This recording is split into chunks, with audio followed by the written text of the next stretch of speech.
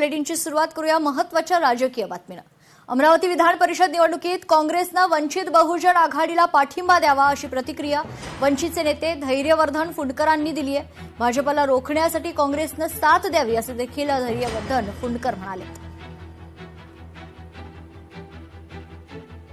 आता परिस्थिती तीच आली, आताही काँग्रेसने जास्ती वेळ न घालवता वंचित बहुजन आघाडीचे उमेदवार डॉक्टर निलेश विश्वकर्मा यांना पाठिंबा द्यावा आणि व्हीप काढावा। काँग्रेसच्या नगरसेवकांसाठी काँग्रेसने व्हीप काढावा आणि वंचित बहुजन आघाडीला पाठिंबा दिला निश्चित भाजपला पराभूत करणं शक्य होतं। अशोक चव्हाणांनी विरोधकांना टोला लगावलाय। विरोधकांकडे कुठलाच ठोस मुद्दा नाहीये, वैयक्तिक पातळीवर चिखलफेक करण्याचं काम करतात। जनता सुज्ञ अपप्रचाराला नक्कीच चोख उत्तर देईल। विरोधकांच्या आरोपांचा अशोक चव्हाणांनी खरपूस समाचार घेतलाय।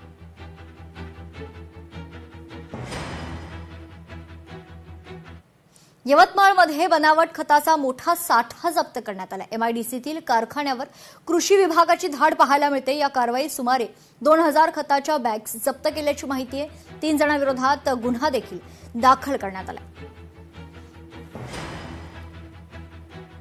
काल रात्री उशिरा कृषी विभागाने या ठिकाणी रेड केलेले आहे एमआयडीसी लोहारा परिसरामध्ये आणि पंचायत समितीचे कृषी अधिकारी संजय पवार यांनी या ठिकाणी फिर्याद दिलेली आहे आणि त्या फिर्यादीनुसार यामध्ये 3 आरोपी आतापर्यंत निष्पन्न झालेले आहेत आणि 3 आरोपींनी जवळपास 2000 बॅगा या ठिकाणी 50 किलोच्या जे बोगस खतं बनवलेले आहेत आणि त्याचा साठा केला आहे अशा तक्रारीवरून फिर्याद दाखल आहे। तपास सुरू आहे।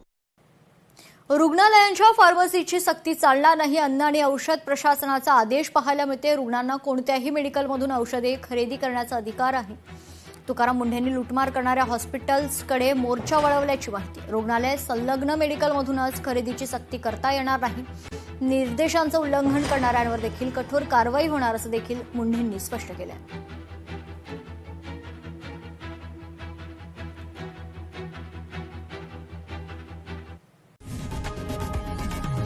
लोकशाही मराठी ऐका, पहा, जागरूक रहा।